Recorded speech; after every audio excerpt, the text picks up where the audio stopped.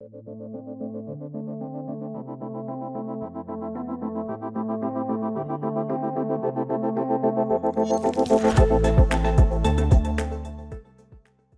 you all for joining us today. We have a very informative session planned regarding ITAR compliance.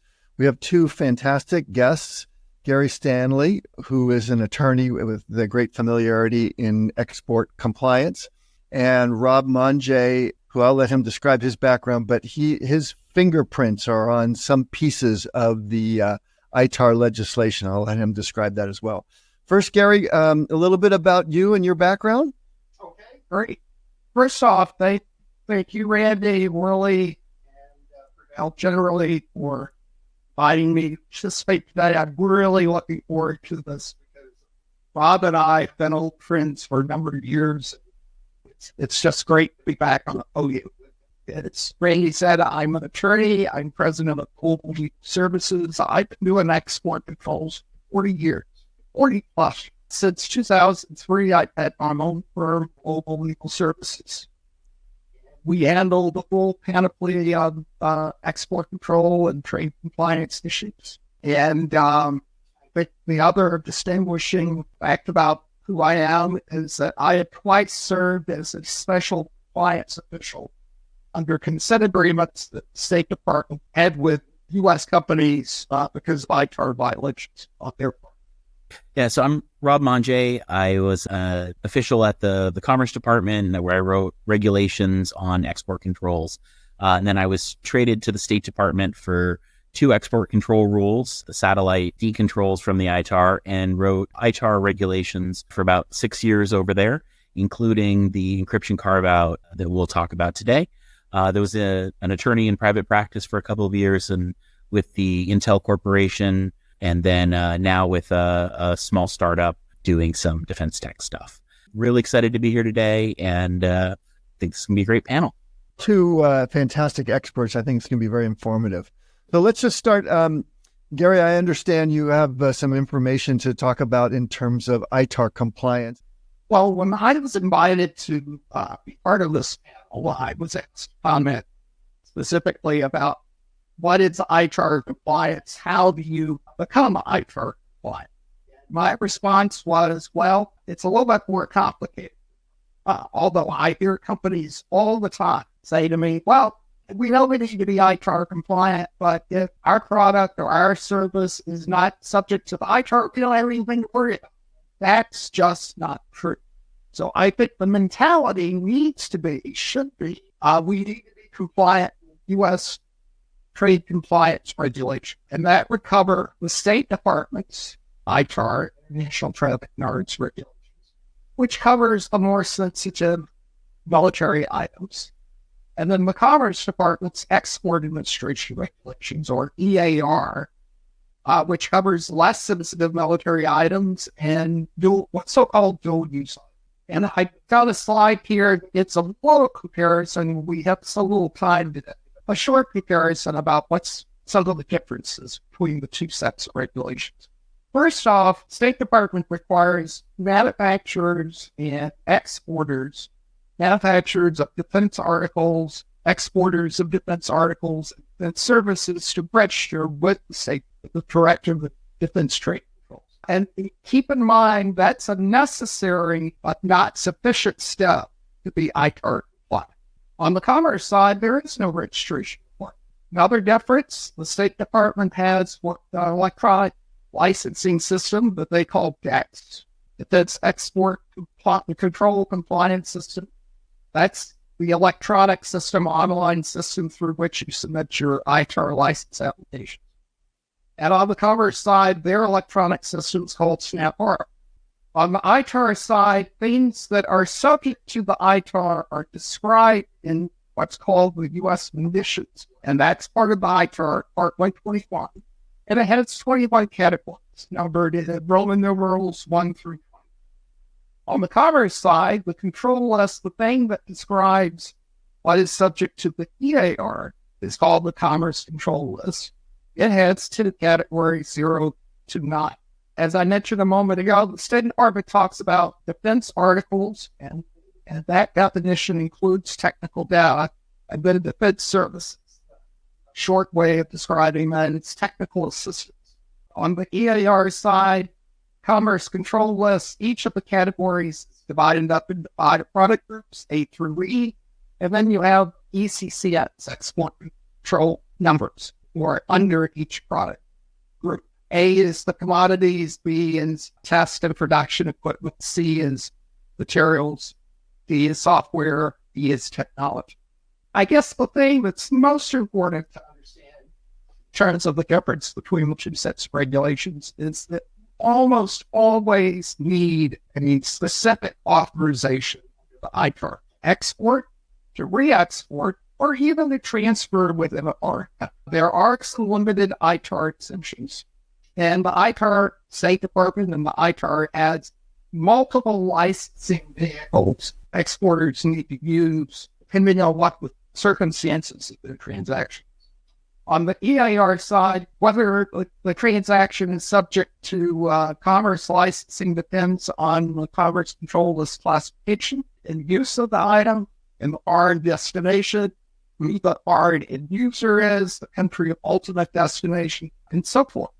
Commerce only has one pool, although it can be complicated to fill out, and it also has this phenomenon of EAR 99. If your item is classified as EAR 99, most times, but not always, does it require a license, the license required. And the other distinguishing thing of the EAR, it had multiple license exceptions. In ITAR exceptions, EAR license exceptions. And many of them can be very useful in terms of expediting. I also hear frequently export control managers and companies tell me, I just can't sell this to senior managers.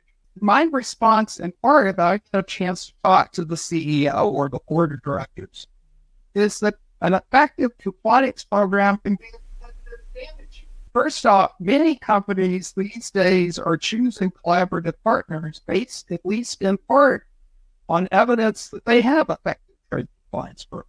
Export control compliance and IP protection measures go hand in hand. If you're good at one, you're typically good at the other. If you're not good at one, you're typically not good. So one way to sell this to management is this will help also protect our intellectual property. And I can tell you, because I've been there, done it, I've represented companies that have had to do voluntary disclosures, State Department, or voluntary self-disclosures. Commerce. And even if commerce or state doesn't end up finding the company, just the project timelines that get disrupted because of doing those disclosures is significant. It's a significant, forget about the legal, it's just the internal costs and in terms of resources and management time to work through violation or violations. It'd be enormously costly. I will guarantee you that for every dollar you spend, your company spends upfront trying to get compliance right, you'll save 10 down. Rod, would you agree? Absolutely. Rod nodding his head, so I'll take that. All right, very quickly, I'm not going to go over each of these items, but if you were to ask me what are elements of an effective export control compliance program, I would say these are the ones. Again, applicable to both the ITAR and EAR. Why do I have the 3 in red? Well, I have the 3 in red because I think they're the most important. First off, you need an enterprise level compliance program. If you're with a company that's got multiple subsidiaries and the attitude on the part of senior management is like $1,000 blue, you guys are in trouble. And I can guarantee you that state, commerce, and the Justice Department, those criminal, all expect the senior management of the parent company to be exercising oversight over compliance. They're not expecting the CEO or board member to be able to fill out a DSP-5 license, but they are expecting the officers and board of directors to be familiar with requirements and to have an understanding of what steps the company has done to be compliant. The other thing that I would say is audit.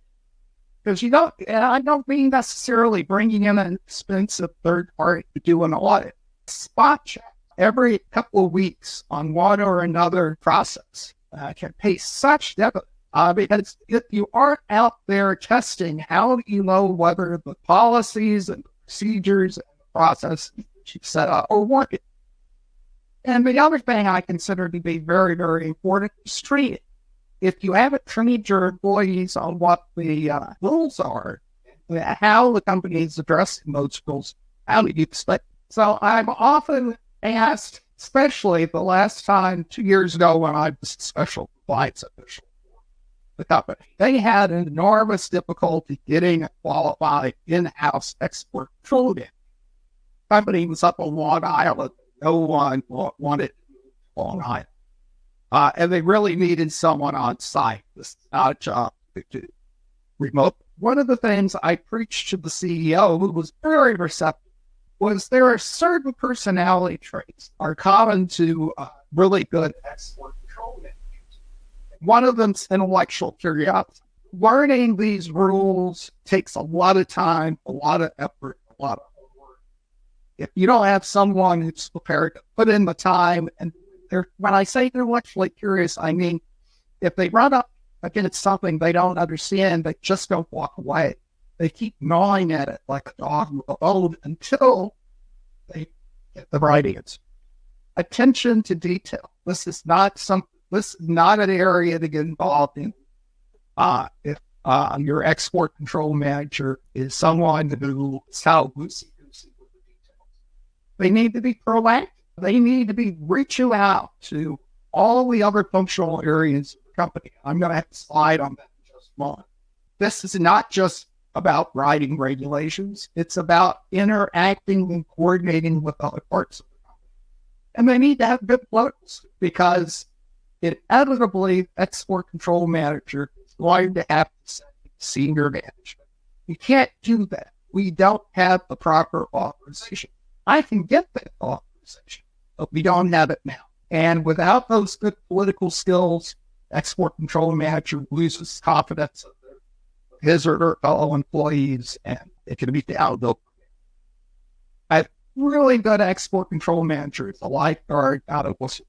So as I was mentioning a moment ago, it takes a team approach because export controls and sanctions, for that matter, affect just about every function in the company. Sales, procurement, IT. We're going to talk a lot about IT in the next few minutes. So forth and so on. So it takes a team approach. And in my experience, it takes just as much time and resources as, say, a company would put in terms of complying with worker safety, protecting intellectual property. So one way I try to help companies be compliant is I put out free daily newsletter called the FIPS and Export Import Update. If anyone out there is interested, just send me email at this address. I'd be happy to add you as a subscriber. Probably I put a lot of effort into it. It's probably more information than most people can use, but I have a table of contents top where you could easily skim down and see what items may be relevant to your particular situation. So with that, I'm going to turn it over, Randy, to Rob. Great overview, Gary. Thank you. And I think a lot of folks would be very interested in your newsletter too. Rob, I know you had a hand in the so-called encryption carve-out. What is a carve-out? What does that mean? And why is it necessary or helpful? And just what's that all about? It sounds like a nice escape clause. It is a great escape clause. One shout out first. I have very limited time, and I'll say Gary's newsletter is one of my must reads every day. It's my first stop every morning. So please do subscribe to that. So the reason we need to carve out is these regulations were written in a time when technology was written down on paper, and the things that we were making were made in factories the size of, well, the 747 factory. And they have not, for the most part, kept up with technology or the pace of business, or really the international spread of business. Today, an enterprise is usually even a mid-sized one is operating in multiple locales, and you're dealing with multiple sets of regulations and transferring technology between your teams in order to do co-development, testing, customer support, validation. So in order to try to relieve some of the burden of complying with all of these regulations, the government decided that export controls needed an ability to let companies share technology with trusted people more easily. Now, there are a couple of exceptions and exemptions that Gary talked about that you can do some of this work, but there wasn't anything wholesale that said, if I send an email from, me sitting in the United States to my sales manager sitting in Korea, can I do that? What if I just send an email from my desk in the United States and then I open it on my phone when I'm in Korea? Can I do that? And the answer under the export controls before the encryption carve-out was a decided maybe.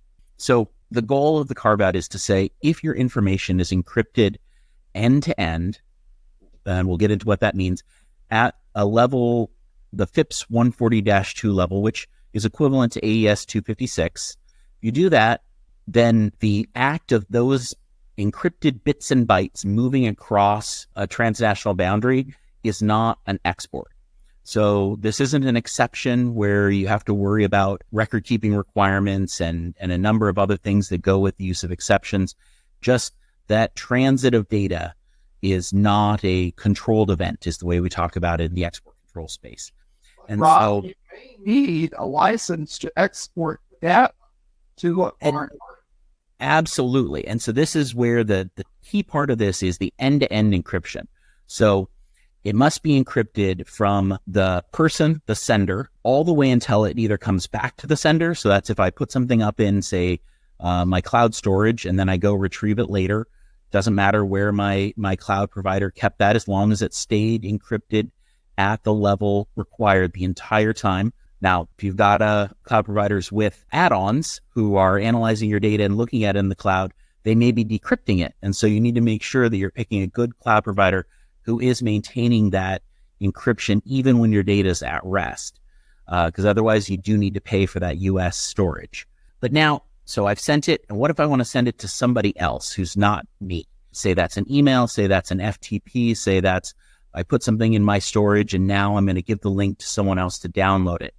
What I need to know is that that person is authorized to receive it. Either they're a US person in the United States, golden, that's the best, or they otherwise have an authorization. Either they meet one of those exceptions that Gary talked about, or they've got a license from the Commerce Department if it's commerce controlled data, the State Department if it's State Department data. If we meet that, then that person can be an authorized recipient and it can be considered end-to-end encrypted wherever it is that they're going to get it.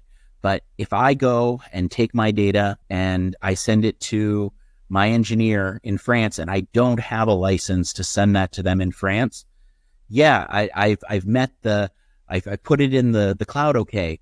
When they unencrypt that in France, we've now got a violation by the company of the ITAR, and that is very bad. You don't want that.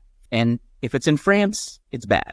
If that engineer happened to be in China or Russia, even though they're a French engineer because they were on travel and they open this on their phone, that could be catastrophic for your company because you might end up with an SCO like Gary was talking about. And that can be very disruptive to your business. So understanding George Orwell. All export control violations are equal, but some are more equal than others. Exactly. Exporting to China, Russia, any of the prescribed countries, as you're saying. Absolutely. And so really understanding what your platform provides, this is where you need to have really good integration with your IT provider to understand what options are available, how you can restrict what your employees and partners can do without permission. Going to be really important. You want to talk about IP blocking and all these things that I never thought I was going to have to deal with when I got into export controls, and now are most of my life. And so understanding who your provider is and what capabilities they can give is going to let you be more flexible. Because if you're just going to come at this as I'm going to try to manage this myself, I'm going to try to cobble together a system using the different vendors, it's complicated and it's difficult. And I can tell you, I'm working through this right now with our startup. I spend way more time on this than I would like. But if you can find a vendor who gives you a solution that you can trust, not having to worry about managing your engineers, sharing data internally and with partners, is worth its weight in gold. So let me riff a little bit on what you both said here. For starters, if I note that the information I'm dealing with shows up on a U.S. munitions list, now I need to be really careful about, it falls under the ITAR regulations. And I need to get a license, and a recipient in another country also needs to get a license before I can exchange. I have to have a license for them. You would have to have a license for them, but Randy, one of the most important things to keep in mind is this is, again, true for the ITAR and the EAR. The U.S. controls not only exports, but re-export. So when you send that data to, say, BAE Systems in England, and they want to forward parts of that data to a supplier in Germany, on both the ITAR and the EAR, that's considered a re-export. And even if they want to send it down the street within England, that's considered a retransfer, or the EAR calls it a transfer in country, and that may require authorization. So I'm going to take this a little bit further from a technical standpoint for people who are kind of thinking of this stuff. Now, if I've got the appropriate licenses for export, import, re-export, whatever it is, I still can't send this nice technical diagram through Gmail or my regular old Microsoft Exchange or Outlook or whatever, even though they tell me it's encrypted because it uses TLS and so forth. That's not in accordance with the rules, because the issue is that the service provider in the middle, in this case, could be Google, could be Microsoft, could be anybody else. They now have access to that data, even though it's encrypted in transit from my computer to their servers. Their servers can look at it, and you have an export violation, even though we all have licenses. So what's required? Sorry, did you want to say something, Robert? I was just going to say that there is a way to do it, but it is cumbersome. And this is where having a service provider can help, because what you would need to do in that situation is actually encrypt on your desktop that attachment and then send it, and then separately send the keys to the person to decrypt it. And that is just not manageable at scale. So the rules basically say that it needs to be encrypted end to end. Only the recipient can decrypt it, that the parties in the middle do not have access to the keys. And furthermore, that the algorithms that are used have to be formally, not just the algorithms, the software modules that do the encryption themselves have to be formally validated by the National Institute of Standards, NIST, to be compliant with this thing called FIPS 140-2. I'll just cut to the chase with only a minute or two left. PreVeil does all that. PreVeil is an end-to-end encrypted system for files and file storage and sharing and email. It's not going to take care of your licensing requirements, but it is going to address the technical aspects of the end-to-end encryption. The keys are kept only by the users. The software modules themselves are validated by the National Institute of Standards, and you can look that up. With 1 minute remaining, what's the last bit of 30 seconds each of you, starting with Gary, then Rob, what's the last bit of advice that we just got to squeeze in before we end this session? There's no substitute for being on top of this, for doing your due diligence. And then the better you are this, the whole process. If state and DOD Congress have the impression you have an effective and robust compliance, they're probably going to give you the benefit of the doubt, and your applications will move through the system. That's my closing thought. Right. Rob? Yeah. My advice is now that I am in-house at a startup setting all of this up, there is no replacement for expertise.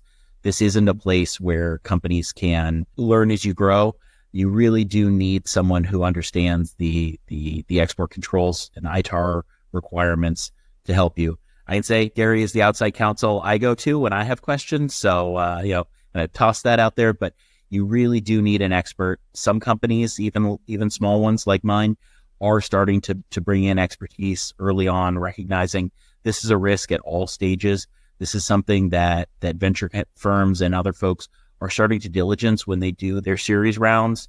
And this is something that everybody needs to take seriously from inception.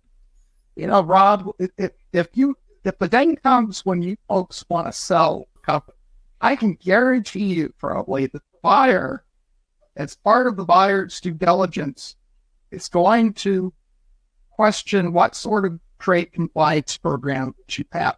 And because you're heading this up at your startup, you're going to have an excellent one. And that can drive up the price. And I've seen companies where they don't have excellent ones, and the counsel on the buyer side uses that as a hammer to drive down the price. So why, again, it can reward you or it can punish you very quickly. On a great note to conclude on, first of all, I want to thank you both. This has been an absolute pleasure and joy working with you guys, and so neat to have such incredible expertise on hand for the benefit of our participants. Thanks also to all the people who joined and watched. I hope it was informative for you. Seth, we want to wrap it up here? Absolutely. Fantastic information. Thank you so much, Gary and Robert. And for more information on how PreVeil can help, I would encourage you to read our ITAR guide, which is in the resources section of the platform.